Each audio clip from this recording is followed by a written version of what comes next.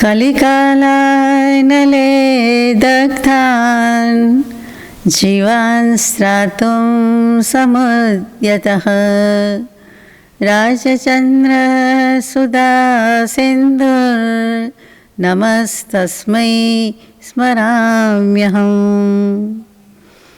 मोक्षमार्गस्य नेतारं वेत्तारं कर्मभूभृतां ज्ञातारं विश्वतत्त्वानां वन्दे तद्गुणलब्धये।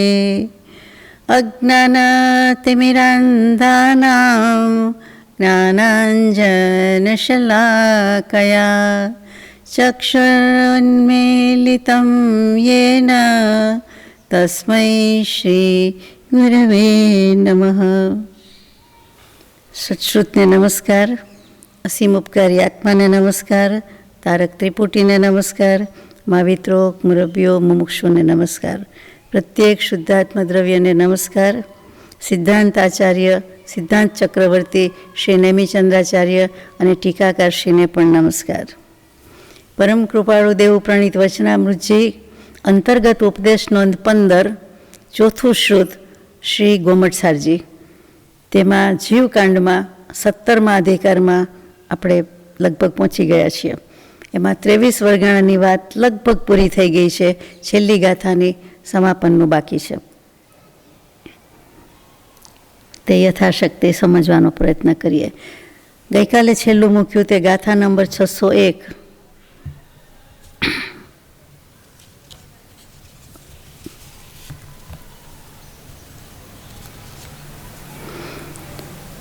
હેટ્ટી મૌક સંપૂર્ણ રુવહિયમ મુવરિયમ જહણમ ખુ ઈદીતે વિસવિયપા પુગલ દવા હુંચીની દેઠા। 23 વર્ગાણામાં આપણે બધું લગભગ પૂરું થયું, પણ બાકી રહ્યું છે વિગત થોડીક બાકી રહી તે પ્રત્યેક વર્ગણાની વાત, બાદર નિગોદ વર્ગણા અને સૂક્ષ્મ નિગોદ વર્ગણા, એની વાત એ 3 સચેત છે એટલી વાત આપણે રાખી હતી, અને એટલે કે જીવ સહિત છે, સચેત વર્ગણા કીધી। તેની વિશેષતા શું છે અને તે વિગત શું છે તે હવે આપણે વિચારીએ કે આ ક્યાં હોય અને કોને હોય। તો અયોગી કેવડી એટલે સહયોગી થયા પછી મોક્ષે જતાં પહેલાં બહુ જ ઓછો સમય છે, એ અયોગી કેવડીના અંતિમ સમયમાં હોય તેવી પ્રત્યેક જઘન્ય વર્ગણા લોકમાં હોય અને ન પણ હોય। લોકમાં જેનું અસ્તિત્વ હોય પણ ખરી, ન પણ હોય, એટલે બે રીતે છે, શક્ય પણ છે, શક્ય નથી પણ ખરું, હોય અગર ન હોય। હોય તો એક પણ હોય, બે પણ હોય, ત્રણ પણ હોય, અને ઉત્કૃષ્ટમાં ઉત્કૃષ્ટ 4 જ હોય। નિયમ એમ કેવો છે કે જો હોય તો 4, ન હોય તો એકેય ન હોય, એ પણ ચાલે, અને 1, 2, 3 હોય તોય ચાલે, પણ વધુમાં વધુ 4થી વધારે ન હોઈ શકે, એટલે કે જઘન્યમાં વાત છે। હવે જઘન્યથી 1 પરમાણુ અધિક એવી મધ્યમ પ્રત્યેક વર્ગણા લોકમાં હોય, ન પણ હોય, મધ્યમની વાત આવી। જો હોય તો 1, 2, 3 અથવા ઉત્કૃષ્ટમાં ઉત્કૃષ્ટ 4 જ હોય।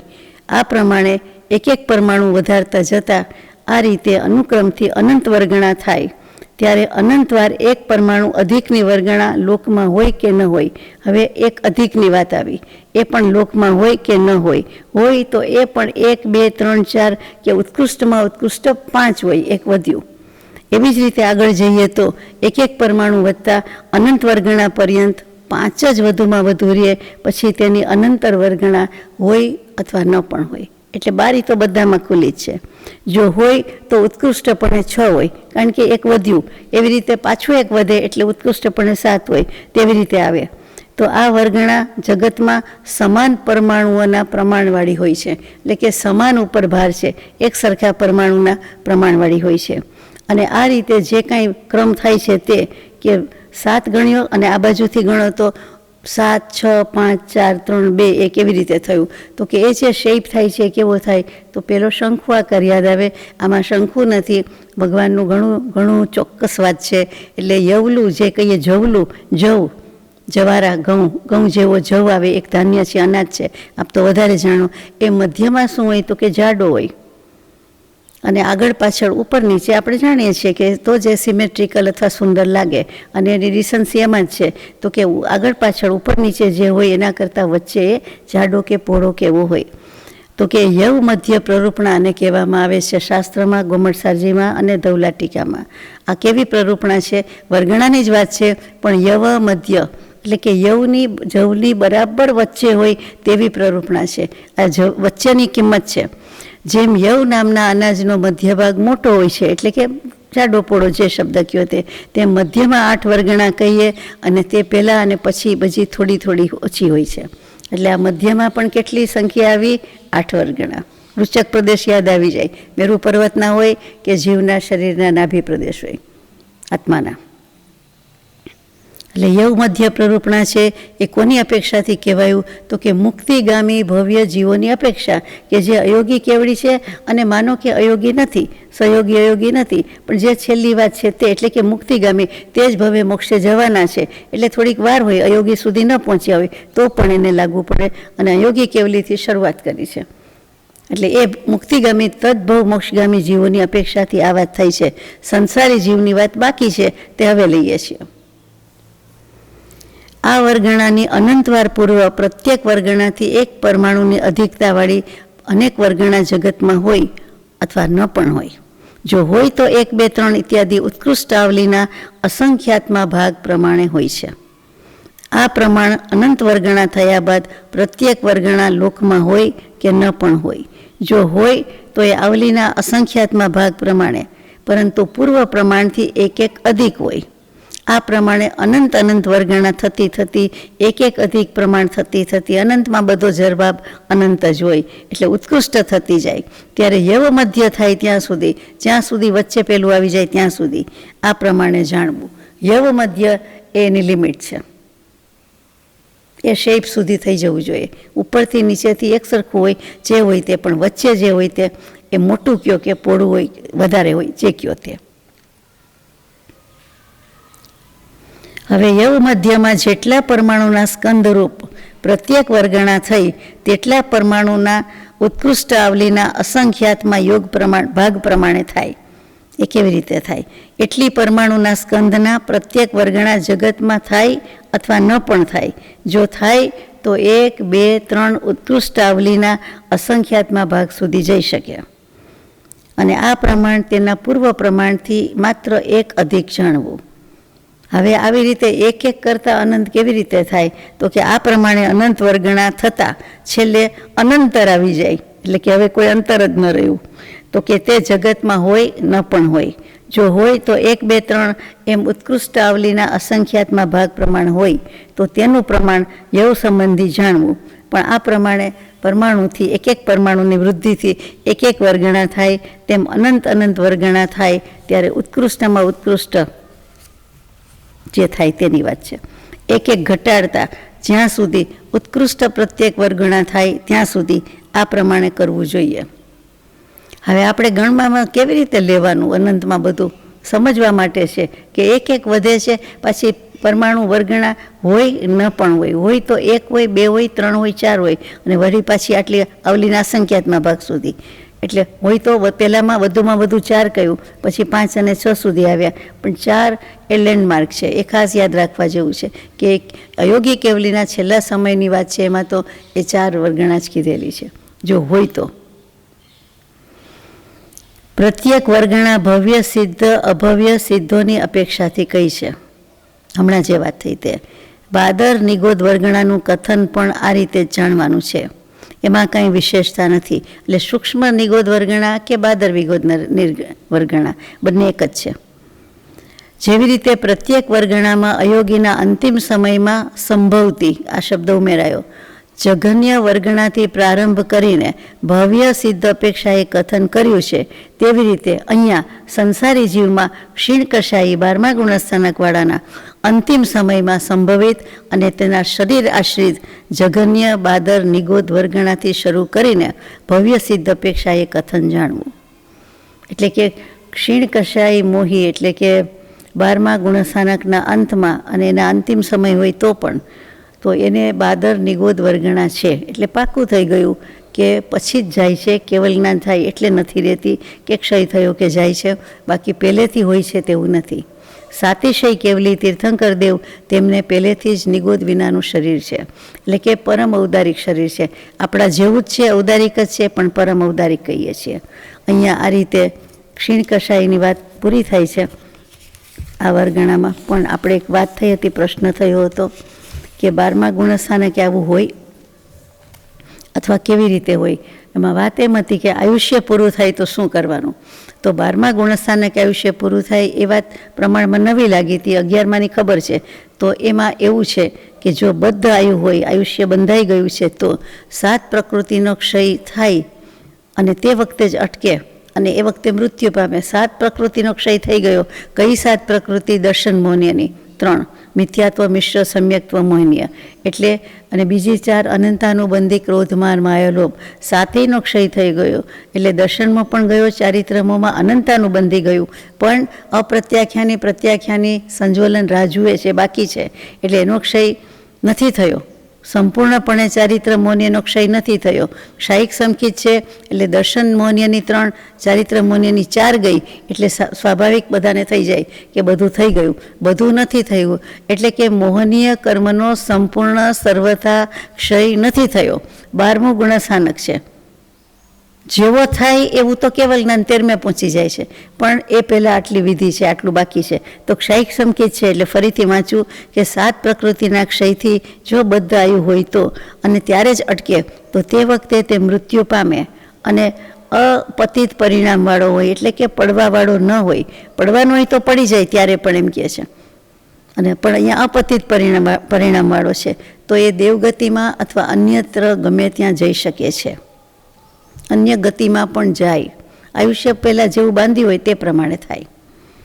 હવે દેવ નારક આયુનો બંધ કર્યા પછી જો 7નો ક્ષય કર્યો હોય તો તે વ્યક્તિ 3જા ભવે મોક્ષે જાય. તે ભવે તો સવાલ જ નથી. અને કવચિત 5મા ભવે પણ જાય. તેવી જ રીતે યુગલિક મનુષ્ય તિર્યંચનું આયુષ્ય બાંધ્યું હોય અને પછી 7નો ક્ષય કર્યો હોય તો 4થા ભવે મોક્ષે જાય. 12મા ગુણસ્થાનક વર્તી જીવની જ વાત છે, પરંતુ તે ભવમાં તો ચારિત્ર મોહનો ક્ષય કરીને કેવલ જ્ઞાન ન જ લઈ શકે. ત્યાં સુધી પહોંચ્યા પછી 12મું ગુણસ્થાનક એટલે શ્રેણી ચડી ગયા, આરોહણ થઈ ગયું, તો પણ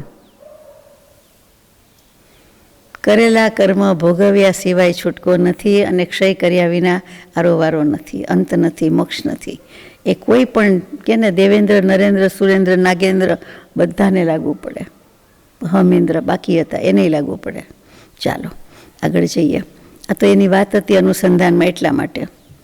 હવે સૂક્ષ્મ નિગોદ વરગણાનું કથન છે કે ભવ્ય સિદ્ધની અપેક્ષાથી કથન નથી, તેથી જઘન્ય સૂક્ષ્મ નિગોદ વરગણા લોકમાં હોય અને ન પણ હોય. જો હોય તો 1, 2, 3 ઉત્કૃષ્ટ આવલીના અસંખ્યાતમાં ભાગ પ્રમાણે હોય. જે રીતે સંસારીની વરગણાનું હમણાં કથન કર્યું છે તેમજ યવ મધ્ય પર્યંત, એટલે પાછો જવલું આવ્યું, જવના મિડલ ભાગ સુધી અનંત અનંત વરગણાઓ થતાં ઉત્કૃષ્ટમાં 1 1 વધારવો અને પછી ઉત્કૃષ્ટ સૂક્ષ્મ વરગણા સુધી 1 1 ઘટાડવો. પહેલાં વધારવો, અનંત અનંત વરગણામાં ઉત્કૃષ્ટમાં 1માં 1 વધારવો અને પછી ઉત્કૃષ્ટ સૂક્ષ્મ વરગણા સુધી 1 1 ઘટાડવો.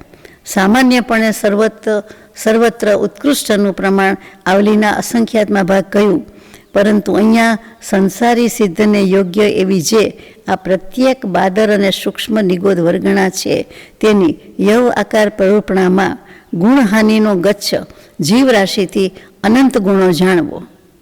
પાછું પેલું ગણિત આવ્યું, ગચ્છ ને ધન ને સર્વધન ને એ બધું.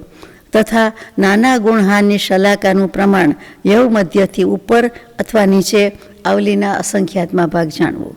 કારણ કે ઉપર નીચેનો ગમે એટલો નાનો મોટો હોઈ શકે છે, વચ્ચે જાડો મોટો પહોળો હોવો જોઈએ, એ મુખ્ય વાત છે. હવે એનું કન્ક્લુઝન છે કે આમ કહીને શું કહેવું છે કે સંસારીની અપેક્ષાથી પ્રત્યેક વરગણા, સૂક્ષ્મ બાદર, બંને નિગોદ વરગણામાં જે યવ મધ્ય પ્રરૂપણા કહી છે તે ત્યાં લોકમાં પ્રાપ્યની અપેક્ષાથી 1 1 પરમાણુની વૃદ્ધિરૂપ જેટલા વરગણાના ભેદ છે તે ભેદનું જે પ્રમાણ છે ભેદના ભેદનું જે પ્રમાણ છે તેનું નામ દ્રવ્ય છે. વ્યાખ્યા આપે છે દ્રવ્યની, નિષેકની, સ્થિતિની, એક પછી એક વ્યાખ્યા છે, કન્ક્લુઝન છે.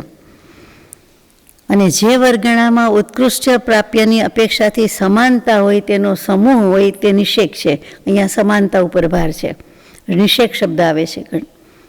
અને જે પ્રમાણ છે તે ગુણહાનિનો ગચ્છ છે. એની પહેલાં જે છે કે જે નિષેકનું પ્રમાણ છે તે સ્થિતિ છે, સમૂહ છે તે નિષેક છે, અને નિષેકનું પ્રમાણ એટલે સંખ્યા છે તે સ્થિતિ છે, કે એટલી સ્થિતિ કરવાનું છે, ત્યાં રહેવાનું છે. એક ગુણહાનિમાં નિષેકનું જે પ્રમાણ છે તે ગુણહાનિનો ગચ્છ છે, અને તેનું પ્રમાણ જીવરાશિથી અનંત ગણું છે. અને યવ મધ્યની ઉપર નીચે ગુણહાનિનું જે પ્રમાણ આવે તે નાના ગુણહાનિ આવે, એટલે વિવિધ પ્રકારનું ગુણહાનિ આવે. આ પ્રત્યેક આવલીના અસંખ્યાતમાં ભાગ માત્ર છે. આ પ્રમાણે દ્રવ્ય વગેરેનું પ્રમાણ જાણીને નિષેક વગેરેમાં પણ દ્રવ્ય પ્રમાણ સંખ્યા લાવવાનું વિધાન છે. તેવી રીતે ઉત્કૃષ્ટ પ્રાપ્યની અપેક્ષા સમાનરૂપ વર્ગણાનું પ્રમાણ આ યવ મધ્યથી ઉપર અથવા નીચે ચયહીન ક્રમથી જાણવું. ચયહીન એટલે પ્રદેશનો સમૂહ તે ચય, એના વગરનું ક્રમથી જાણવું. અને હવે ઓલમોસ્ટ પૂરું થાય છે. આ જે કાંઈ કઈ છે તે વર્ગણા અને એના સમાધાનમાં છેલ્લે કહે છે કે હોય કે ન પણ હોય તો 1, 2 ઇત્યાદિ ઉત્કૃષ્ટ આવલીના અસંખ્યાતમાં ભાગ પ્રમાણ હોય તે નાના કાળની અપેક્ષાથી કથન છે.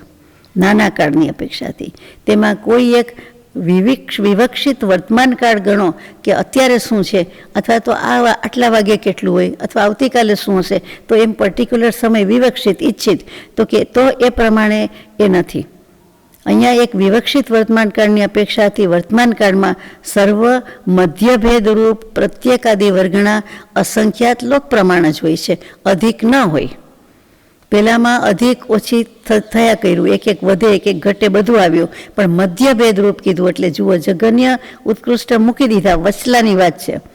વચલા આંટા મારે એમ સર્વ મધ્યભેદરૂપ કોઈ ભેદરૂપ વર્ગણાની નાસ્તી જ છે, એટલે કે કોઈ પણ ભેદ એમાં આવતો નથી. એમાં ભેદ મધ્યમ કીધા, એમાં અસંખ્યાત લોક પ્રમાણ જ સંખ્યા છે, એનાથી વધારે ન હોય ન હોય ન હોય, અધિક ન જ હોય. તેમાં કોઈ પણ ભેદરૂપ વર્ગણાની નાસ્તી જ છે. બીજા કોઈ વર્ગણાને તમે લાવો ભેદવાળી કે આ વર્ગણા તો કે એની નાસ્તી છે, એનું અસ્તિત્વ નથી. કોઈ ભેદરૂપ વર્ગણા એક આદિ પ્રમાણવાળી હોય અને કોઈ ભેદરૂપ વર્ગણા ઉત્કૃષ્ટ પ્રમાણવાળી હોય એમ સમજવાનું. મધ્ય છે એટલે આવું સમજવાનું. બીજી ભેદરૂપ વર્ગણા છે ત્યાં કંઈક બીજું કેવું છે કે ભેદ સંગાત વ્યહ ઉત્પદ્યતે.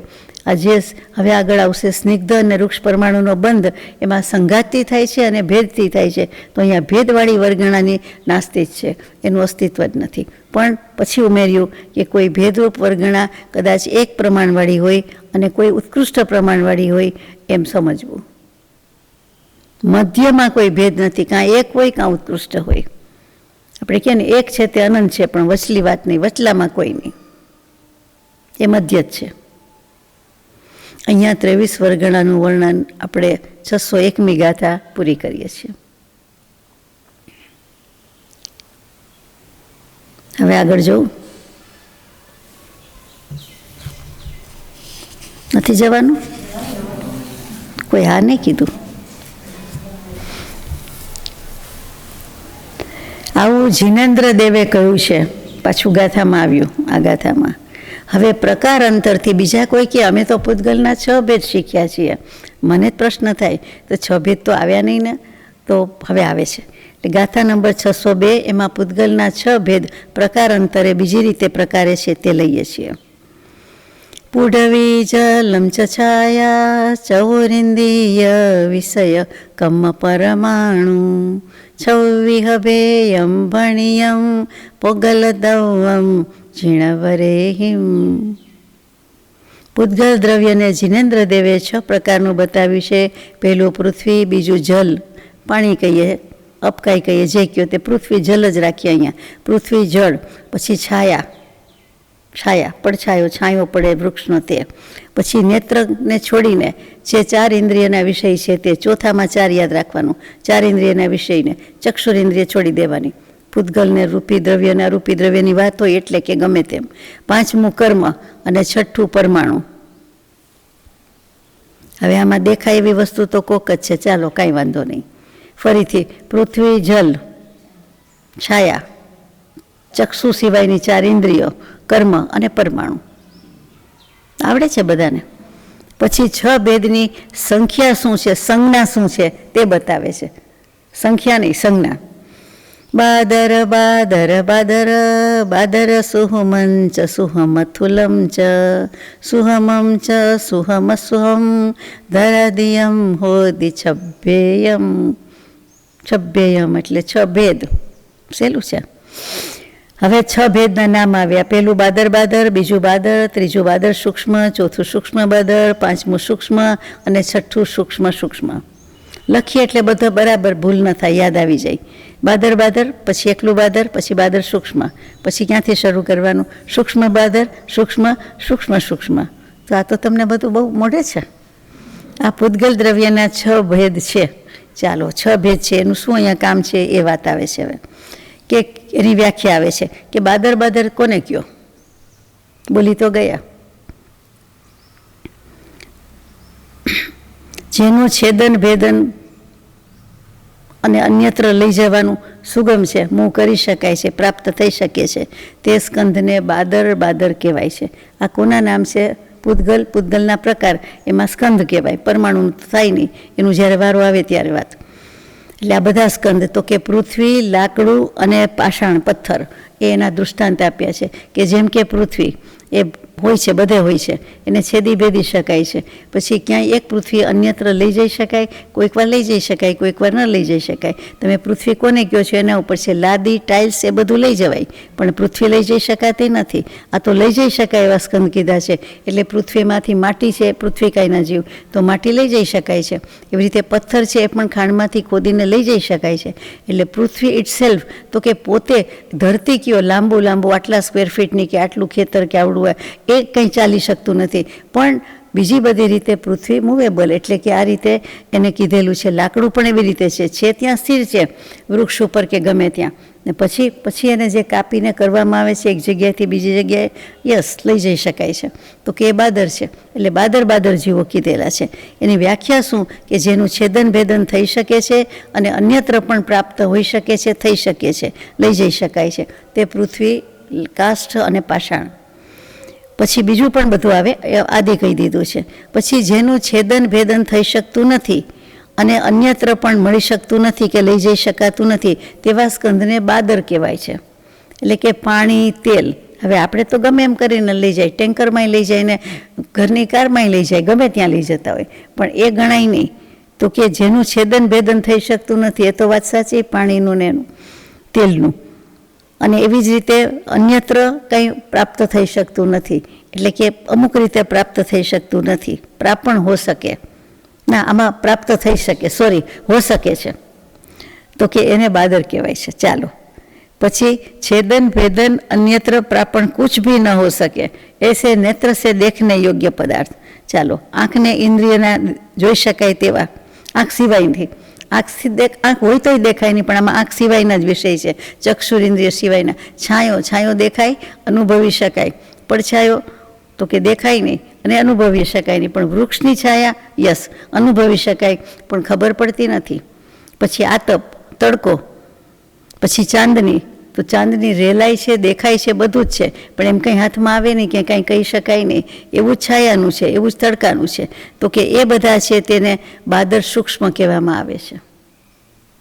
દેખાય છે એટલે સ્થૂળ દૃષ્ટિએ છે, બાદર છે, પણ પાછા આમ સૂક્ષ્મ છે, કાંઈ આવે નહીં. કેવા દૃષ્ટાંત છે! એકેય વસ્તુને ભગવાને બાકાત રાખી નથી. એટલે કે 4 ઇન્દ્રિયના વિષયથી છે. કાં તો સ્પર્શ કરવું પડે, કાં તો સૂંઘવું પડે, એટલે કાં તો આંખથી જોઈ શકે, તો કે આંખ સિવાયની વાત છે, કાનથી સાંભળી શકે, એવા બધા 4 વિષય. પછી 4 ઇન્દ્રિયના વિષયને સૂક્ષ્મ સ્થૂલ કહે છે. આ તો આંખથી દેખાય એવું થયું ને, ત્રીજાની વાત હતી. હવે આવે છે 4 ઇન્દ્રિયના વિષયનું, આંખ સિવાયનું એમ હવે આવે છે. તો કે એમાં શબ્દ, ગંધ, રસ એ બધા વિષય આવે છે. બરાબર છે, હવે સમજાય. અને હવે કયું રહ્યું પાંચમું, કે જેનું કોઈ પણ ઇન્દ્રિય દ્વારા ગ્રહણ ન થઈ શકે તેવા પૂતગલ સ્કંદને સૂક્ષ્મ કહેવામાં આવે છે. એટલે કે 5 ઇન્દ્રિયથી દેખાતું નથી કે જણાતું નથી કોઈ રીતે. જેમ કે કર્મ એ સૂક્ષ્મમાં આવ્યું, અને જે સ્કંદ રૂપે નથી પરંતુ અવિભાગી પૂતગલ પરમાણુ છે, જે 6થો ભાગ છે તે સૂક્ષ્મ છે. તે સૂક્ષ્મ પરમાણુ સર્વ અવધિ કેવલ જ્ઞાની જોઈ શકે છે. પણ એની પહેલાં જે આવ્યું પાંચમો ભેદ કયો છે? સૂક્ષ્મ. આ સૂક્ષ્મ થયો 6થો, અને એ સૂક્ષ્મ 5મો છે એ પરમાવધિ અને દેશાવધિ જોઈ શકે છે, પરંતુ આમાં આવતું નથી. એ 6થામાં આવતું નથી, પરમાણુ જોઈ શકતું નથી. એટલે 5મું સૂક્ષ્મ છે, એમાં દેશાવધિ જોઈ શકે છે, સર્વાવધિ જોઈ શકતું નથી, એની વાત જ નથી. દેશાવધિ ને પરમાવધિ જોઈ શકે છે. એટલે આ ભાગ પડી ગયો. જોયું, પરમાણુ છે સૂક્ષ્મ, એ જ કેવલ જ્ઞાનીને સર્વાવધિ જોઈ શકે. દેશ અવધિ પરમ અવધિને 5મા ભાગમાં નાખી દીધા છે. આમાં ખુલાસો નથી, પણ છે, પ્રસ્તુત ગ્રંથમાં નથી, અત્યારે નથી આ ગાથામાં, પણ એમ જ છે. ખ્યાલ આવી ગયો? વધારે સૂક્ષ્મ છે એટલે પરમાણુ છે, એટલે પરમાણુ તો માત્ર કેવલી પ્રભુ અને સર્વ અવધિ જ્ઞાનીને જ જોઈ શકાય છે. પણ દેશ અવધિ અને પરમ અવધિ છે તે શું કહેવાય, આગલું સૂક્ષ્મ એ એકલું સૂક્ષ્મ જોઈ શકે, એકલું સૂક્ષ્મ. અને સૂક્ષ્મથી સૂક્ષ્મ એટલે સૂક્ષ્મ આમાં લખ્યું છે. તો એ 6થો ભેદ પરમાણુ એ સ્વાભાવિક છે કે એનો જ વિષય છે. એટલે આટલું સૂક્ષ્મ કાંત્યું છે.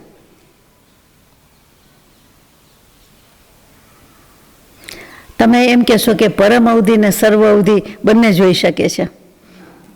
પરમ અવધિવાળાને કેવલ જ્ઞાન થવાનું જ છે એટલે, પણ દેશ અવધિવાળા પરમ અવધિ એને જુદા પાડ્યા છે, અને એનાથી આપણે વિચાર કર્યો તો કે સર્વ અવધિને કેવલ જ્ઞાનીમાં લીધા છે. બરોબર છે?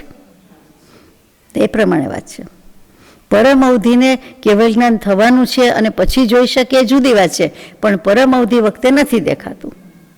કેવલ જ્ઞાન થયા પહેલાં પરમ અવધિ જ્ઞાન થાય છે, એટલે ત્યારે દેખાય એ બરાબર છે. પણ 99 તે 99 ને 100 તે 100, એક જરાક પણ બાકી રહી ગયું. સમજાઈ ગયું ને? કે પછી વધારે વઘરું થઈ ગયું, ક્લિષ્ટ થઈ ગયું? નહીં. આ ગાથા નંબર 603 હતી. હવે ગાથા નંબર 604. ખંદમ સયલ સમત્થમ તસય અદ્ધમ ભણંતિ દેશોત્તિ અદ્ધમ ચ પદેશો અવિભાગી ચેવ પરમાણુ. ચારેયની વ્યાખ્યા આપી દીધી. જે સર્વાંશે પૂર્ણ છે કોઈ પણ વસ્તુ, એને શું કહેવાય છે? સ્કંદ. પછી એનાથી અડધું દેશ, એનાથી અડધું પ્રદેશ, અને એનાથી અડધું કહેવાય ના. એનાથી જેના કોઈ ફર્ધર વિભાગ પડી શકે જ નહીં, ઇન્ડિવિઝિબલ કહીએ તે, કે કાંઈ પણ વિભાજ્ય જ નથી, વિભાજન કાંઈ થઈ શકતું જ નથી, તે અવિભાગી પ્રતિચ્છેદ કહીએ. પ્રતિચ્છેદ બોલવાની જરૂર નહીં. જેનો અવિભાગ કોઈ વિભાગ થઈ શકતો નથી એવો અંશ, તે પરમાણુ. હવે આ તો બધું ગોખાઈ ગયેલું છે. ચાલો, અહીંયા આ 6થો અધિકાર પૂરો થાય છે. સ્થાન સ્વરૂપ અધિકાર પૂરો થયો. 7મો અધિકાર અહીંયા જે સમ્યક્ત્વ માર્ગણામાં ચાલે છે તે ફલાધિકાર છે, તેની વાત છે. ગાથા નંબર 605. ગદિઠાણો ગહ કિરિયા સાધણ ભૂદમ ખુહોદી ધમ્મતિયમ વત્તણ કિરિયા સાહણ ભૂદોણિયમેણ કાલોદુ. હવે જે વાત આવે છે, 6 દ્રવ્યનું થોડુંક મૂક્યું છે, પણ ફલાધિકાર છે. પછી 6 દ્રવ્યમાં જઈએ. પંચાસ્તિકાયની વાત. ગતિ, સ્થિતિ, અવગાહન આ 3 ક્રિયાઓનું સાધન ક્રમથી ધર્મ, અધર્મ, આકાશ દ્રવ્ય છે. આ 3 સાધન. અને વર્તના છે એ ક્રિયાનું સાધન કાલ દ્રવ્ય છે. એટલે કે કાલ દ્રવ્યનું સાધન વર્તના ક્રિયા છે, એમ કેવું ઠીક છે. ધર્માસ્તિકાય ગતિ આપવામાં મદદ કરે, અધર્માસ્તિકાય સ્થિતિ આપવામાં મદદ કરે, આકાશાસ્તિકાય અવકાશ અથવા અવગાહ આપવામાં મદદ કરે. અને ક્રિયા વર્તના કાળ દ્રવ્યનું કામ તો કે કોઈ પણ વસ્તુનું, જળનું કે ચેતનનું પરિણમન તો કે વર્તના છે, વર્તાવે છે તે ક્રિયા. જો કોઈ પણ ક્રિયા હોય તો કે તેમાં કાળ છે ને છે, એ કાળ દ્રવ્ય. વર્તના પર્યાય અને વર્તના પરિણામ. હવે આનો ભાવાર્થમાં શું લખે છે જોઈએ. કે ગતિ કોને કહીએ છીએ? બોલી તો ગયા કે ગતિ આપવામાં મદદ કરે છે. માત્ર ચાલવામાં જ હોય તો કે ના, માછલીને તરવામાં, પાણીમાં રહેલી માછલી એને તો પાણીમાં જ રહેવાનું છે, તો તરવાની ક્રિયા છે એ ચાલવાની કયો કે એમાં તમે જે શબ્દ કહો તે બધું તરતા તરતા જ છે. તો કે એ ક્રિયામાં પાણી સહાયક છે, યસ સહાયક છે. એટલે માછલાને ગતિ કરવામાં એટલે તરવામાં કે જે કહો તે પાણીમાં રહેવામાં, તો કે હા એ ત્યાં ધર્માસ્તિકાય ખરું. એટલે ક્ષેત્રથી ક્ષેત્રાંતરની પ્રાપ્તિની કારણભૂત જીવ પૂતગલની પર્યાય વિશેષને ગતિ કહેવામાં આવે છે. એક ક્ષેત્રથી બીજા ક્ષેત્રમાં ક્યાંય પણ જવું, એક જરાક પણ જવાની ક્રિયા જીવ પૂતગલની, જીવની પણ આવી ગઈ, પૂતગલની પણ આવી ગઈ, એને પર્યાય વિશેષ કીધું અને તેને ગતિ કહેવામાં આવે છે. આ ગતિ ક્રિયાનું સાધન એટલે કે ઉદાસીન નિમિત્ત કે કારણ એ ધર્મદ્રવ્ય છે. એ કારણ કયો, નિમિત્ત કારણ કયો, એટલે એકલું બોલીએ તો ખોટું પડે. એટલે ઉદાસીન નિમિત્ત કારણ એમ કહેવું પડે, કારણ કે કેટલાક નિમિત્ત પ્રેરક હોય અને કેટલાક ઉદાસીન હોય. પાણીમાં માછલીની ગતિક્રિયા છે તે પાણીના નિમિત્તથી થાય છે, એટલે પાણીનું નિમિત્ત બોલાય, પણ ધર્માસ્તિકાયનું ઉદાસીન નિમિત્ત એ સહાયક છે. પેલું મુખ્ય અને મૂળ નિમિત્ત થયું, અને પેલું તો એને સહાય કરવામાં છે. ઉદાસીનપણે, પરોક્ષપણે, અપ્રગટપણે, કોઈ જાતના રાગદ્વેષ નથી, વિભાવ નથી, પરિણતિ એના સ્વભાવમાં જ છે, એ છે જ, એટલે હોય જ, એમાં નવું શું છે? એક જ દ્રવ્ય હોય તો એ સ્વભાવમાં જ પરિણામે. આપણે આ દેહને આત્મા, જીવ અને અજીવ બેનું કમ્પોઝિટ ફોર્મ છે, એટલે જ બધી માથાકૂટ છે ને. એકલો આત્મા હોય તો સિદ્ધ ગતિમાં, સિદ્ધાલયમાં જ હોય, એકલું દેહ હોય તો સ્મશાન ભૂમિ જ છે એના માટે. તો દેહને આત્મા ભેગો લઈને બેઠા છીએ, એટલે કે જ્યાં સુધી જીવીએ છીએ કોઈ પણ જગ્યાએ જીવવાનું તો છે જ. જન્મ મરણ છે ત્યાં સુધી તો જીવવાનું છે, જન્મવાનું છે, મરવાનું છે. કિંમત ચૂકવવી જ પડે છે ગમે ત્યાં હોય. ટૂંકમાં માછલીને પાણીમાં અથવા માછલીને પાણીથી સહાયક બનવાનું કામ ધર્માસ્તિકાયનું છે, પણ મુખ્ય નિમિત્ત તો પાણી જ કહેવાય. એટલે એ પ્રેરક નિમિત્ત કહેવાય, યસ, અને પેલું ઉદાસીન નિમિત્ત કહેવાય. બરોબર? ઉદાસીન નોટ સહાયક. પાણીની સહાયતા વિના એ ગમન કરી શકતી જ નથી. જ્યારે પેલામાં જરૂર ન જરૂર જેવું છે ને, મદદગાર છે. આવી રીતે ધર્મ અને દ્રવ્યની સહાયતા વિના પણ જીવ અને પૂતગલ ગમન કરી શકતા નથી, ગતિ કરી શકતા નથી. જવાબ આપી દીધો. એટલે આપણે એને ઉડાડી મૂકવાનું નથી. ઉડે એમ છે જ નહીં, સ્વભાવથી આપણી સાથે છે જ. આખા લોકમાં છે તો આપણી સાથે હોય જ ને, એમ જ કહેવાય ને. બાકી ખરેખર તો એની સ્થિતિ કે એની જે દશા કે શું કહેવાય, સ્થિતિ એટલે બધું જ આવ્યું, એ કાંઈ મૂકતું નથી, એનું સ્થાન મૂકતું નથી. એની પર્યાય એવી કંઈ બદલાતી નથી. એ પોતે જેમ છે તેમ જ છે. સ્વભાવ પર્યાય થયા કરે છે. સારું કહેવાય.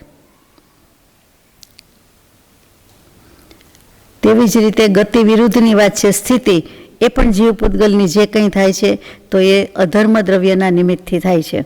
એમાં પથિકનું દૃષ્ટાંત આપ્યું છે કે કોઈ મુસાફર ચાલ્યું જતું હોય તો, અને વૃક્ષની છાયા વચ્ચે આવે, એટલે જેટલું જેટલું એ ચાલતો જાય છે તેમાં એને ઉદાસીન નિમિત્ત છે. વૃક્ષની છાયામાં અમુક અમુક વખતે છાયા આવે, થોડા થોડા વખતે આવે, કોઈ વાર વૃક્ષની આવે તો વધારે આવે, પણ નહીં તો જરા જરા આવે, તો કે એ છાયા નિમિત્ત રૂપ છે. પણ પોતે સ્થિતિ તો કરી શકે છે. તો કે કેવી રીતે કરી શકે છે? અધર્માસ્તિકાય ન હોય તો ન કરી શકે એમ. આત્માની અનંત શક્તિ છે તો અધર્માસ્તિકાયની જરૂર પડે જ. તો કે એ છે જ એટલે ભેગું આવે જ. આપણે મદદ માટે નથી બોલાવવા પડતા, પણ એ છે જ. એવો વસ્તુનો સ્વભાવ જ છે, એટલે હોય જ, આવે જ. આપણા કહે આવે, ન કહે ન આવે એવું છે જ નહીં. એવી જ રીતે અવકાશ આપવાનું કામ આકાશ દ્રવ્યનું છે. અહીંયા અવગાહટ શબ્દ છે એટલે હું પણ અવગાહ જ કહું છું કે અવગાહ ક્રિયા છે તે આકાશ દ્રવ્યના નિમિત્તથી જ થાય છે. પ્રત્યેક પદાર્થની વર્તના ક્રિયા છે એ પણ કાલ દ્રવ્યના નિમિત્તથી જ થાય છે. કોઈ પણ પદાર્થનું કાંઈ પણ પરિણમન ક્રિયાનું કાંઈ પણ સમય વિના થઈ શકતું જ નથી, કાળ દ્રવ્ય વિના થઈ શકતું જ નથી. કાંઈ પણ બોલીએ, હું આવું છું તો વર્તમાન કાળ, તમે આ ગઈકાલે આવ્યા હતા તો ભૂતકાળ, પરમ દિવસે આમ કરીશું કે આવતા વર્ષે કરીશું ભવિષ્યકાળ. એવી રીતે ક્યાંય પણ જાઓ, કોઈ પણ બાબત હોય, કાળ વિના છે જ નહીં. હવે અહીંયા શંકા કરી છે કે આકાશ બધાને જગ્યા આપે છે. સાચી વાત છે, પણ દલીલ એમ થાય છે કે હું કોઈ ડબ્બામાં વસ્તુ મૂકું છું તો ડબ્બામાં અવકાશ આપવાની શક્તિ છે, માટે એ ડબ્બામાં બોક્સમાં જગ્યા વસ્તુ સમાઈ ગઈ જગ્યા હોવાથી. એવી રીતે કોઈ પણ જગ્યાએ ઘડામાં પાણી ભરાય છે તો ઘડા પડ્યા છે દેખાય છે આપણને, તો એ પાણી ભરવાની કે કોઈ પણ વસ્તુ ભરવાની શક્તિ છે, એમાં અવકાશ છે, સ્પેસ છે, તો આપણે મૂકી શકીએ છીએ. એમાં આકાશ દ્રવ્ય ક્યાં આવ્યું? તો કે આ મહાઆકાશ કહેવાય, આકાશાસ્તિકાય. એ આકાશની નીચે, આ લોકાકાશની નીચે આ બધું જ આકાશ રહેલું છે. અનંતા ડબ્બાડબ્બી લાવો કે અસંખ્યાત લાવો કે જે પણ પીપ લાવો કે કળશ લાવો કે ઘડા લાવો કે કાંઈ પણ ભરી શકાય એવી વસ્તુ લાવો, અને આપણે પોતે ક્યાં રહ્યા છીએ? તો કે અવકાશ. એટલે એ આકાશ દ્રવ્ય બધાને અવકાશ આપે છે એમ કહ્યું જાય છે, અથવા અવગાહના છે. હૃદય આકાશ કહીએ છીએ, પછી મઠાકાશ, પછી ઘટાકાશ, એવા બધા કેટલા યોગશાસ્ત્રમાં શબ્દ આવે. તો એ બધું આપણે જાણીએ છીએ કે શું અત્યારે આપણું શરીર છે તો શરીર એ ઘટાકાશ કહેવાય, એમાં અંદર બધું રહેલું છે તે. તો પછી આકાશ શબ્દ તો બધાને વપરાય, જે સ્પેસ છે, અવકાશ છે, જગ્યા છે, એટલે આપી શકાય. તો પણ એ દલીલ કરે છે કે એવી રીતે ચાલે નહીં. સમસ્ત દ્રવ્યોને યુગપત એકી સાથે જો કોઈ અવગાહ આપી શકતું હોય તો એકમાત્ર આકાશ દ્રવ્ય જ છે. બધા જ દ્રવ્યને આખો લોકને સમાવે છે, અને લોકની પ્રત્યેક વસ્તુને સમાવે છે, અને એક સાથે સમાવે છે. યુગપત, યુગપત એટલે એક સાથે, અને એક સાથે એટલે સાયમલ્ટેનિયસલી, એક સમયમાં જ અને એક સાથે, એટલે બધું સમાવે છે. એટલા માટે અહીંયા તો યુગપત એટલે સાયમલ્ટેનિયસલી, એટલે એક સાથે, એકી સાથે બધાને. થોડો થોડો વારો નથી કે પહેલાં દેવોને રાખે, પછી નારકોને રાખે, આપણને રાખે, એવું છે જ નહીં. બધું એટલે બધું જ એક સાથે છે. તો આમાં દલીલ કંઈ ટકતી નથી. એવી જ રીતે બધા દ્રવ્યોને કંઈ આ નિમિત્ત છે એ કંઈ બોલાવા જવા પડતા નથી, એના સ્વભાવથી જ છે. આકાશ દ્રવ્ય છે તો કે લોકાકાશ છે, તો કે અલોકાકાશમાં ક્યાં કોઈ જઈ શકે છે? તો અલોકાકાશમાં કોઈ જઈ શકતું નથી. એ ધર્માસ્તિકાય અધર્માસ્તિકાયને કોઈ જઈ શકતું નથી. એમાં લોકાકાશ ના નથી પાડતું, અલોકાકાશ ના પાડતું નથી. એ તો જગ્યા આપે જ છે. જેવી લોકાકાશને આપે છે એવી જ બાકીની સ્પેસ છે એ અલોકાકાશ છે, એટલે એને પણ આપે છે. એટલે એમાં નથી આપતી એવું કંઈ છે જ નહીં. આકાશ દ્રવ્ય એક સળંગ છે, અખંડ છે, અને એ દ્રવ્ય એવું હોવાથી એનો સ્વભાવ જ છે, એમાં ભાગલા પડી શકતા જ નથી. એ બધાને જ એક સરખી રીતે જગ્યા આપે છે. એનો ગુણ જ એ છે, લક્ષણ એ છે, અસાધારણ લક્ષણ એ આકાશાસ્તિકાયનું છે કે જગ્યા આપે. દલીલ કરનારને એમ કેવું છે કે અસાધારણ લક્ષણ ન કહેવાય. આ બીજી બધી વસ્તુ એકમાં બીજી, બીજામાં ત્રીજી, અને આ બધા રહે જ છે ને, થાય જ છે ને, તો તમે અવકાશ આપવાની શક્તિ એની એકની જ કેમ કહેવાય? તો કે એની એકની જ કહેવાય કારણ કે સમસ્ત દ્રવ્યોને યુગપત એક સાથે આપે છે, જગ્યા આપી શકે છે. આ એક જ દ્રવ્ય આપી શકે છે, બીજા કોઈની ગુંજાઈશ નથી, સમર્થતા છે જ નહીં, આપે જ નહીં. ચાલો, ગાથા નંબર 606. જીવ અને પૂતગલનો ઉપકાર એકબીજા ઉપર છે. અપકાર છે, ઉપકાર છે, ફળ શું છે? આ ફલાધિકાર છે. એટલે તો ગાથા છે, અણણો વયારેણય જીવાવટ્ટંતિ પુગ્ગલાણી પુણો દેહાદીણી વત્તણ કારણભૂદા હુણ્યમેણ.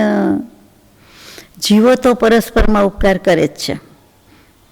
જીવો, કોઈ પણ જીવ એકબીજાને મદદમાં છે. સ્વામી સેવકનો સંબંધ યાદ કરો તો પણ આપણને એ સેવા આપે છે, અને આપણે એની બદલામાં એમને વસ્તુ આપીએ છીએ, પૈસા આપીએ છીએ, જે કંઈ કહો તે. પણ એ રીતે જ છે. એવી રીતે કોઈ પણ ઇન્ડસ્ટ્રીયલિસ્ટ હોય તો કેટલાક મેન્યુફેક્ચર કરે છે, જે કંઈ બધો સ્ટાફ છે, લેબર્સ છે, જે બધું એ બનાવ્યા કરે છે, થયા કરે છે, અને એના કારણે પણ પછી પરિણામ મળે છે. એ વસ્તુ બજારમાં વેચાવા જાય છે, અને માર્કેટ પ્રાઇસને એ રીતે એને પ્રોફિટ થાય છે, અને બિઝનેસ ચાલે છે. ટૂંકમાં દરેક જગ્યાએ, દરેક ફિલ્ડમાં એકબીજા જીવનો ઉપકાર કરે જ રહ્યા છે, કરે જ છે. તો પછી કહે છે કે પૂતગલ અને શરીર છે એને પણ કરે છે. તો કે હા, આપણા ઉપર જળનો ઉપકાર કેવી રીતે છે? તો કે આ બોલાય છે તો એ વાણી છે, ભાષાના પૂતગલ છે. સાંભળવાનું છે તો એ પ્રમાણે છે. દરેક વસ્તુમાં એ જળ દ્રવ્ય તો છે જ ને છે જ, એટલે એનો આપણા ઉપર ઉપકાર છે. અચિંત્ય ઉપકાર છે, એની અચિંત્ય શક્તિ છે અને અચિંત્ય ઉપકાર છે. આ ભાષા કે માધ્યમ કે વાણી કે વચન હોય જ નહીં તો શું? એવી દરેક વસ્તુમાં વિચાર કરો તો તેના વિના શું? કાંઈ જ ન હોય. શ્રેયને પ્રેયના સ્વરૂપમાં આપણે પુષ્પમાં ઘણું બધું પ્રજ્ઞાબોધમાં વાંચીએ, સાંભળીએ છીએ કે આ જળ પદાર્થ ચેતનને કંઈ મદદ કરતા ન હોય કે અસ્તિત્વમાં જ ન હોય તો કે તો તમે શું કરી લ્યો? મંદિર ચણવું હોય ને તમારા ભગવાન બનાવવા હોય તો અમે જળ જોઈએ એમ તો દાવો કરે ત્યારે તો આપણને સમજાય કે ઓલ રાઈટ, તમે અમારા ઉપકારી છો, અમે તમારા છીએ. પરસ્પરોપગ્રહો જીવાનામ, એટલે જીવ અને પૂતગલનો ઉપકાર છે અને જીવ અને જીવનો ઉપકાર છે. પછી પૂતગલ દ્રવ્ય પરસ્પરમાં પણ ઉપકાર કરે છે. એ કેવી રીતે? જળ વસ્તુ જળમાં જ ઉપકાર કેવી રીતે કરે? એકમાં બીજું જોઈન્ટ થાય, એકમાં બીજો પાર્ટ ફિટ થાય, એ બધું શું છે? અરસપરસ જ મદદ છે ને. એ પછી પુસ્તક શાસ્ત્ર, પછી એને વીંટાળવાનું વેસ્ટર્ન, તો કે એને વીંટાળીએ તો કે અરસપરસ મદદ થઈને કે એનાથી એને પ્રોટેક્ટ થાય છે અને એને પ્રોટેક્ટ કરવાનું કોઈક સાધન છે. બંને જળ છે. એવી રીતે બધી જ વસ્તુમાં લાગુ પડે કે બધી જ જળ વસ્તુમાં લાગુ પડે. એ તો પરસ્પર ઉપકાર છે જ. તો કે જીવ જીવનોય છે, જીવ પૂતગલનોય છે અને પૂતગલ પૂતગલનો પણ છે. હવે વાસણ સાફ કરવામાં પાવડર હોય કે રાખ હોય કે ભસ્મ હોય તો કે એ પણ એકબીજાને ઉપકાર કરે છે, તો એનાથી સાફ થાય, નહીંતર સાફ થતું નથી. આમાં લખ્યું છે, દૃષ્ટાંત આપ્યું છે, ઘરનું નથી. હવે મને પ્રશ્ન થાય કે હિમ ખાવાથી કે હિમને સ્પર્શ કરવાથી હિમનું ફળ ને સાકર ખાવાથી સાકરનું ફળ, વિષ ખાવાથી વિષનું ફળ જેમ થયા વિના રહેતું નથી. તો એવી રીતે સારા કામના સારા ફળ મળે એમ ખરાબનું પરિણામ તો આવે જ ને, ફળ તો મળે જ ને. એટલે ઉપકારની બદલે અપકાર પણ કરનારા હશે ને, તો કે કરે, અપકાર પણ કરે છે. એટલે પણ દ્રવ્યના ફળ નિર્દેશમાં અત્યારે સારા બુરાનો ભેદ જોવાનો નથી. એમ આવી ગયું. પરસ્પરમાં ઉપકાર કરે છે તેમ અપકાર પણ કરે છે. પરિણામ અને વિપરિણામ બંને આવે. ચાલો આગળ જઈએ. એટલે ત્યાં ત્રીજા પદમાં કેવો ધીમેકથી સિદ્ધાંત આવી જાય છે, ચોથા પદમાં એ જોવાનું છે. ધીમેકથી મૂકી દીધું છે, સ્વાભાવિક લાગે, સામાન્ય લાગે, પણ દૃષ્ટાંતથી બિલકુલ સમજાય અને પાકું થઈ જાય છે. હજુ બાકી રહી જાય છે તો આગળ આવે છે વાત કે ગાથા નંબર 607. આહાર વગણાદો તેણી શરીરાણી હોંતી ઉત્સાસો નિસ્સાસો વિયતેજો વગણ ખંદા દુતે જંગમ. 23 જાતની વર્ગણાની વાત કરી. એમાં આહાર વર્ગણાથી ઔદારિક, વૈક્રિય, આહારક આ 3 શરીર અને ચોથું શ્વાસોચ્છ્વાસ બને છે. શરીર અને શ્વાસોચ્છ્વાસ બે આવ્યું. ફરીથી 23 જાતિની વર્ગણા, એમાંથી આહાર વર્ગણા મુખ્ય પહેલી ગણીએ તો અત્યારે, બાકી પહેલી નથી. એમાં ઔદારિક, વૈક્રિય અને આહારક 3 શરીરમાં એની જરૂર પડે છે. અને ચોથું શ્વાસોચ્છ્વાસ આહાર વર્ગણાનું. એટલે આહાર વર્ગણાને અને આહારક વર્ગણાને સંબંધ થયો પછી તેજો વર્ગણાના સ્કંદરૂપ દ્વારા તેજસ શરીર બને છે. તેજસ વર્ગણાથી બને છે. એટલે ઉપકાર માટે બતાવીશ, બીજું કાંઈ નથી, આટલું જ છે. હવે ગાથા નંબર 608. ભાષા મણ વગણાદો કમેણ ભાષા મણમ ચ કમ્માદો અઠ્ઠવીહ કમદવમ હોદિત્તી જીણે હિમ નિદિઠ્ઠમ. ભાષા વર્ગણા દ્વારા આપણે 4 પ્રકારના વચન બોલી શકીએ છીએ. જેમ સારા ખરાબ કહીએ તેમ સત્ય, અસત્ય, મૃષા, પછી ભેગું કરીએ સત્યાસત્ય, એમ એવી રીતે. એટલે ભાષા દ્વારા 4 પ્રકારના વચન. મનોવર્ગણા દ્વારા હૃદય સ્થાનમાં અષ્ટદલ કમલ એટલે 8 પાંખડીવાળું કમળ બિરાજે છે તે, દ્રવ્યમન જેને કહીએ છીએ તે. અને કર્મણ વર્ગણાથી 8 પ્રકારના કર્મ બને છે એમ જિનેન્દ્ર દેવે કહ્યું છે. અમુક અમુક ગાથામાં જેમ આવે છે, જ્યાં કહેવા જેવું હોય ત્યાં મુખ્ય હોય ત્યાં, બાકી તો બધું જ જીન તત્વ જ છે ને, જીન તત્વ છે. ચાલો ગાથા નંબર 609. આમાં પ્રશ્ન નથી ને કાંઈ? એમાં આપણે શું હોય, ભાષાથી સાચી જ વાત છે, એનો ઉપકાર છે, પછી મનનો ઉપકાર છે, અને પછી કર્મ. ઉપકાર તો કહેવાય જ ને. ઉપકાર અપકાર બે કરે છે, કારણ કે આપણે એવું કર્યું છે. ગાથા 609 છે. નિધત્તમ લુખત્તમ બંધસ્ય કારણમ તું એ યાદી સંખેજ્જા રંત વિહાણિદ નુખ ગુણા. હવે અવિભાગી પૂતગલ પરમાણુ સ્કંદ. 5ની વાત પૂરી થઈ, 6ઠાની વાત આવી. પૂતગલના 6 ભેદ ગણ્યા હતા. એ કેવી રીતે પરિણત થાય છે? અવિભાગ પ્રતિછેદ પરમાણુ નાનામાં નાનું હોય એ સ્કંદમાં પરિણત, એટલે કે સ્કંદ કેવી રીતે બને છે? કોઈ આપને પૂછે કે લાડવાના દળિયા, ચૂરમાના લાડવાની વાત કરો, અને એ દળિયું એ કેવી રીતે આખો લાડવો બને છે, અને એ દળિયા બધા ભેગા થઈને કેવી રીતે બને છે, તો આપ હાઈ ક્લાસ સમજાવી દો. નંબર 1 અવ્વલ નંબર આવે, બરાબર? આ એ જ સમજવાનું છે કે અવિભાગી પૂતગલ પરમાણુ છે કેવી રીતે સ્કંદ થાય છે, કેવી રીતે થતું હશે, કેવી રીતે બંધાય. વાળવાવાળું, લાડવા વાળવાળું ત્યાં કોઈ છે નહીં, એટલે કહું છું. જળ એની મેળે બંધાય એટલે અચરજની વાત તો છે. મને તો લાગે કે જળ કેવી રીતે બંધાઈ જાય છે. પરમાણુ છે એનામાં શક્તિ હોય એટલે મૂવ થતું હોય એટલે બંધાઈ જાય. એમ જાણે લાડવો હોય ને મેગ્નેટની જેમ ચોંટી જાય કે પહોંચી જાય એવું થોડું હોય. એવી રીતે કર્મના લાડવા છે. માનો કે પૂતગલ પરમાણુના સ્કંદ છે, સ્કંદ કહીએ ચાલો, લાડવા જવા દો, અને પછી એમાં મેગ્નેટથી ખેંચાઈ જાય કે કેવી રીતે, કઈ રીતે, કઈ શક્તિથી એ અવિભાગી પ્રતિછેદ ત્યાં ખેંચાઈ જાય. કોઈ પણ પરમાણુની જ વાત છે, નાનામાં નાનું, આપણને તો દેખાતું નથી. તો કે બંધ થવાનું કારણ સ્નિગ્ધત્વ અને વૃક્ષત્વ છે. તત્વાર્થ સૂત્રમાં આવી જાય કે સ્નિગ્ધ વૃક્ષત્વાત બંધ, એટલે સ્નિગ્ધ અને વૃક્ષ પરમાણુનો જ બંધ થાય છે. એટલે એ પ્રમાણે અહીંયા વાત મૂકી છે કે આ એક ગુણને કારણે એકથી લઈને એક ભેદ થાય, સંખ્યાત અસંખ્યાત અનંત ભેદ થાય છે. બંધ થાય છે એના એક ભેદ બતાવ્યા છે કે એક જ વસ્તુ ચોટે છે એમ નહીં. તમે તો કહો કે ફેવિકોલ ચોટી જાય ને ફેવિકોલ જ માનો ને ત્યારે બાંધી દેવાના છે, ચોંટાડી દેવાના છે એમ. તો કે ના, આમાં તો બધું થાય છે. એક પણ થાય, સંખ્યાત થાય, અસંખ્યાત વસ્તુ થાય, અનંત થાય. અનંત પૂતગલ પરમાણુ તરત જ સ્કંદ થાય છે ને. કોઈ એક ગુણ વિશેષને કારણે સ્નિગ્ધત્વ અને વૃક્ષત્વ એ બે પર્યાય થઈ, ગુણનો વિકાર, પરિણામન ફેરફાર, અને એ જ બંધના કારણ છે. વેહી બંધ કે કારણ હે. આ પર્યાયોના અવિભાગ પ્રતિછેદોની અપેક્ષાથી, એટલે કે અવિભાગ પ્રતિછેદ શું છે તો કે શક્તિનો નિરંશ અંશ. એક અંશ એમ તો બોલવું પડે ને, એક જરાક જેટલું પણ અસ્તિત્વ પૂરતું બોલવું પડે.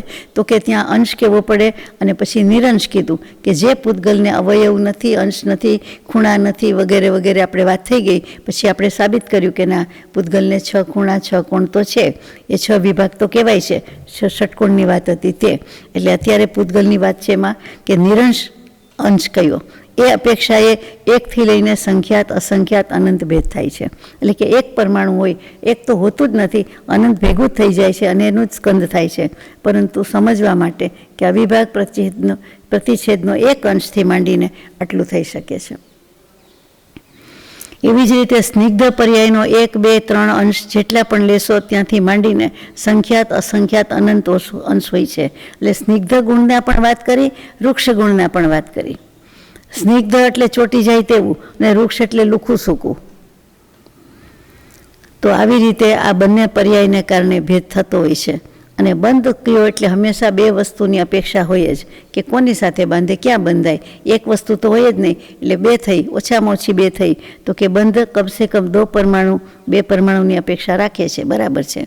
અને આ બંને પરમાણુ સ્નિગ્ધ હોય, વૃક્ષ હોય, અથવા એક સ્નિગ્ધ અને એક વૃક્ષ હોય તો પણ બંધ થઈ શકે છે. આ યાદ રાખવાનું છે, આ સૂત્ર યાદ રાખવાનું છે કે સ્નિગ્ધ અને વૃક્ષથી બંધ થાય છે. જે રીતે 2 પરમાણુમાં બંધ થાય છે તેવી જ રીતે સંખ્યાત અસંખ્યાત અનંત પરમાણુમાં પણ બંધ થાય છે. કારણ કે બંધનું કારણ સ્નિગ્ધ અને વૃક્ષપણું છે. જે કંઈ કારણ છે તે સ્નિગ્ધતાથી અને વૃક્ષતાથી જ આ બંધ લાગે છે, બંધ થાય છે. હવે આગળ જઈએ છીએ. ગાથા નંબર 610. એગ ગુણમ તુજહર્ણમ નિધત્તમ વિગુણતિ ગુણ સંખ્યેજાણંત ગુણમ ઉદિતઃ રૂખ ભાવમ ચ. ગાથા નંબર 610 કે સ્નિગ્ધત્વ અને વૃક્ષત્વ બંને ગુણ હોય તો એકલું સ્નિગ્ધ અને એકલું વૃક્ષ હોય તો પણ બંધ થાય, બંને સ્નિગ્ધ બંને વૃક્ષ તો પણ બંધ થાય. અને જે પણ રીતે તમે જેટલા ભાગ પાડો એટલા, પણ સ્નિગ્ધત્વનો એક અંશ છે અને એને જઘન્ય કહેવાય છે, તે આ ગાથામાં ખાસ કહેવું છે.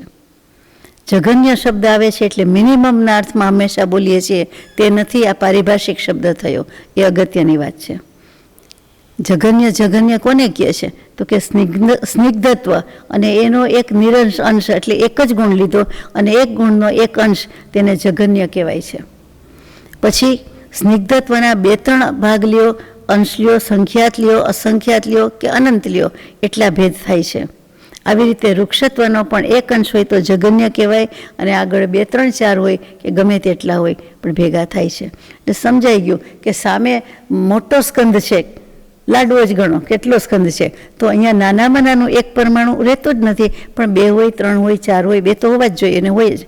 અને પછી તો કે એ ગમે એટલો નાનો મોટો હોય પણ એની સાથે એ મર્જ થઈ જાય છે, જોઈન થઈ જાય છે, લાગી જાય છે, બંધ થઈ જાય છે. મોટામાં નાનું તરત ભળી જાય છે. નાના મોટાનો પ્રશ્ન અહીંયા નથી રહેતો. માનો કે અનંત પૂતગલ પરમાણુનો સ્કંદ મોટો થયો તો અને પહેલાં કરતાં મોટો થયો તો પણ લાગી જાય છે, કારણ કે ત્યાં તો સંખ્યાત અસંખ્યાત અનંત સુધીનું માપ છે. ગાથા નંબર 611. એવમ ગુણ સંયુક્તા પરમાણુ આદિવગણમ મિઠિયા જોગ દુગણમ બંધે ધોણમ બંધો હવે નિયમા.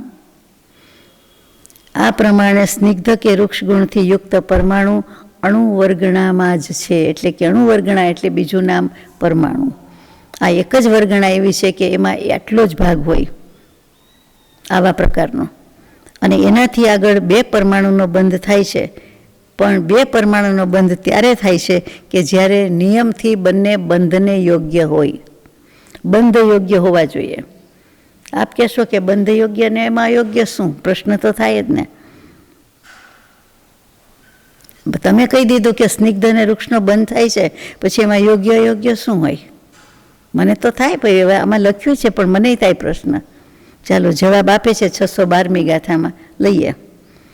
નિદ્દણ ભજંતી રૂખ રૂખાય પોગલા, નિદ્દ લુખાય ભજંતી રૂવારુવીય પોગલા.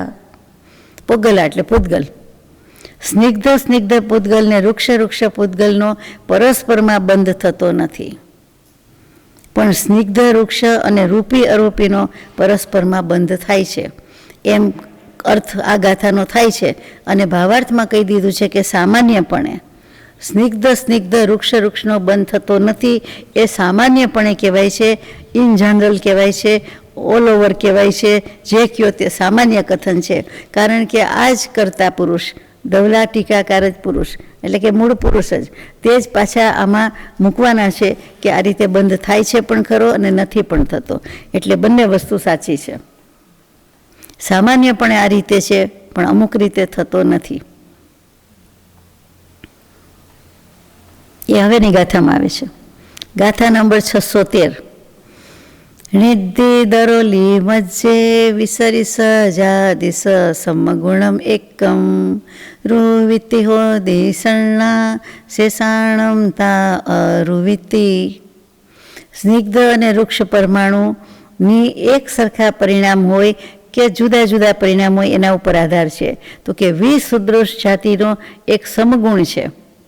બંનેની જાતિ જુદી છે. સ્નિગ્ધ વૃક્ષ એટલે જુદા જાતિના થયા, પણ બંનેમાં એક સમગુણ છે, એટલે કે બંને સમાન છે.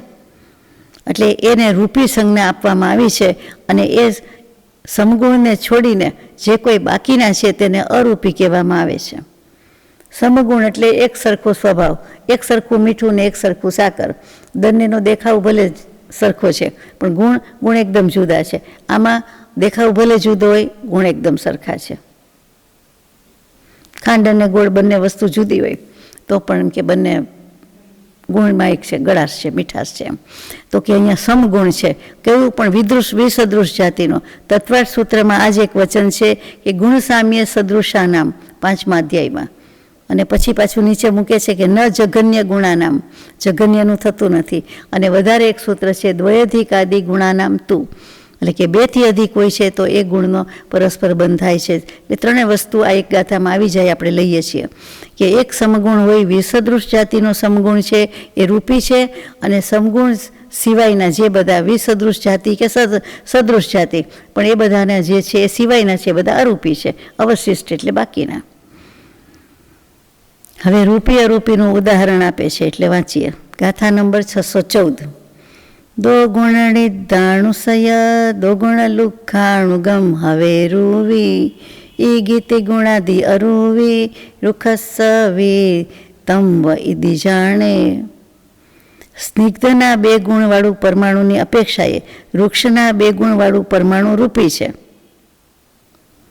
એકબીજાના પરમાણુ એકબીજાને જોઈ શકતા હોય એવી રીતે વાત કરે છે. રૂપી એટલે એટલીસ્ટ અસ્તિત્વ છે, દેખાઈ શકે, જોઈ શકે, ભલે કેવલી પ્રભુ એમ.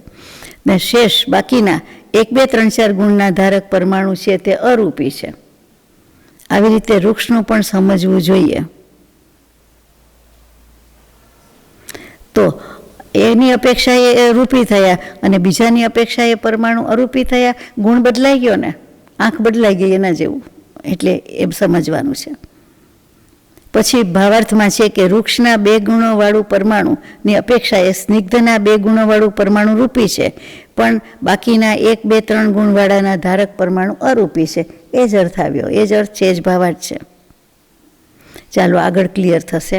ગાથા નંબર 615. નિર્દસણિધ્યણ દુરાહિયેણ લુખસલુખ્યેણ દુરાહિયેણ નિર્દસલુખ્યેણ હવે જ બંધો ચહણ વજ્જે વિષમે સમેવા. લાંબી ગાથા છે એટલે અનુરાગ બીજો છે. એક સ્નિગ્ધ પરમાણુના બીજા 2 ગુણથી વધારે સ્નિગ્ધ પરમાણુની સાથે બંધ થાય છે. એટલે કે આ બાજુ 1 પરમાણુ છે સ્નિગ્ધ પરમાણુ, સામે ગમે એટલા હોય 2 થી વધારે છે તો એની સાથે બંધ થાય છે. એક વૃક્ષ પરમાણુનો दूसरे 2 गुण अधिक वृक्ष परमाणु के साथ બંધ હોતા है. બરાબર છે કે સામે પણ 2, 3 હોય તો વાંધો નથી, એમાં થાય છે. એક સ્નિગ્ધ પરમાણુના બીજા 2 ગુણ અધિક વૃક્ષ પરમાણુ સાથે બંધ થાય છે. ચાલો એ તો થાય છે જ. સમ વિષમ दोनों का बंध होता है किंतु जगन्य गुण वाले का बंध नहीं होता.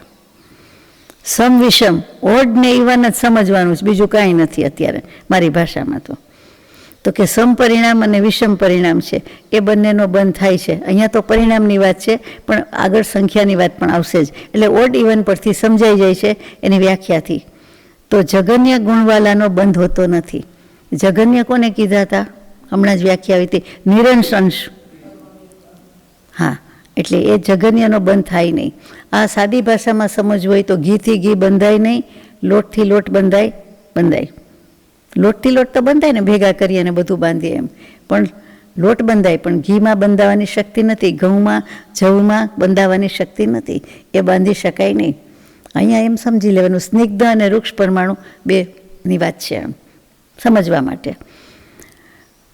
ગાથા નંબર 616 સોરી આ 615માં એક વસ્તુ એ કહેવાની છે કે જ્યાં જ્યાં આવી રીતે સમધારા કહેવાય છે અને 3, 5, 7, 9, 11 થાય છે ત્યાં વિષમધારા કહેવાય છે. એટલે ઓડ ઇવન કહું છું તે કે જેટલી જાય છે સ્નિગ્ધ અને વૃક્ષ બંને જાતિના પરમાણુઓમાં સમધારા અને વિષમધારા છે તો એ 2 ગુણથી વધીક હોય તેના પરથી બંધ થાય છે.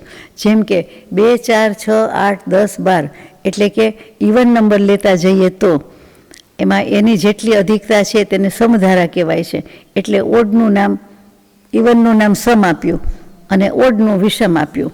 પછી 3, 5, 7, 9, 11, 13 એમ જેમ 2 અંશની વૃદ્ધિ થતી જાય છે તેને વિષમધારા કહેવાય છે. આપણને ઓડ ઇવનની વ્યાખ્યા આપવાનું કહ્યું હોય તો સમજાય નહીં કેવી રીતે કેટલા ઉમેરવાના ને શું. એકી સંખ્યા ને બેકી સંખ્યા આમાં સમધારા અને વિષમધારાથી સમજાવી દીધું કે 2 જ ઉમેરવાના, પહેલામાં 3 ઉમેરવાના, પહેલામાં પણ 2 જ ઉમેરવાના પણ 3 ગુણ લેવાના, એમ 3 અંશ લેવાના. છેલ્લી ગાથા નંબર 616 નિધિધરે સમવિષમા દોતિગ આદિ દૂતરા હોંતી ઉભયે સમવિષમા સરિસિદરા હોંતી પત્તેયમ. સ્નિગ્ધ અને વૃક્ષ બંને ગુણમાં જ્યાં બંનેની વૃદ્ધિ થતી જાય ત્યાં સમધારા કહેવાય અને 3 ગુણની ઉપર 2ની વૃદ્ધિ થાય ત્યાં વિષમધારા કહેવાય છે. એટલે આમ સ્નિગ્ધ અને વૃક્ષ બંનેમાં બંને ધારા હોઈ શકે છે અને દરેક ધારામાં રૂપી અને અરૂપી પણ હોય છે. અહીંયા ગાથા પૂરી થાય છે. તમે રૂપી અરૂપીનો ગોટાળો થાય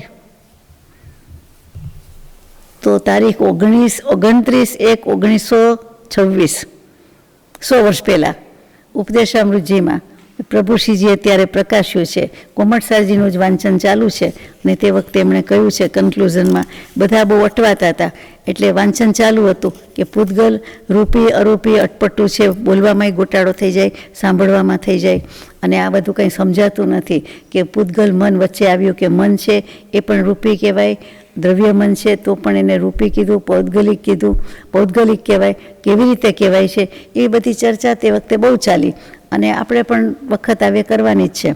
તો તે વખતે પ્રભુશ્રીજીએ કહી દીધું, પછી ગૂંચવાતા હતા અને મૂંઝાતા હતા બધા, એવું લાગ્યું, એવું થયું. એટલે કહે છે કે કોઈએ મૂંઝાવા જેવું નથી, કંઈ ખડી રહેવા જેવું નથી, અટકી જવા જેવું નથી. કશી ખેંચતાણ કર્યા વગર આત્મહિતને અર્થે પૂતગલનું વર્ણન કર્યું છે. પરમાણુને અરૂપી અને સ્કંધને રૂપી ગણીને આગળ ચાલો, આગળ ચલાવો. ફરીથી વાત નીકળી, બધા મૂકે તો નહીં ને, આપણે આપણી વ્યાખ્યા તો જાણીએ, આપણને સમજીએ છીએ કે લીધો તંત મૂકીએ નહીં. તો પ્રભુશ્રીજી કહે છે કંઈ ડાપણ કરવા જેવું નથી. અમે કૃપાળુદેવને પૂછ્યું એટલે કહ્યું હતું કે શાસ્ત્રો સૂસ્ત્રોનું વાંચન અમે કર્યું છે, પણ તે પુરુષની શી ગંભીરતા! માત્ર જરાક માથું ડોલાવ્યું અને જણાવ્યું કે જાણ્યું હવે. કૂવાના દેડકાની જેમ થોડું જાણીને છલકાઈ જવાની જરૂર નથી.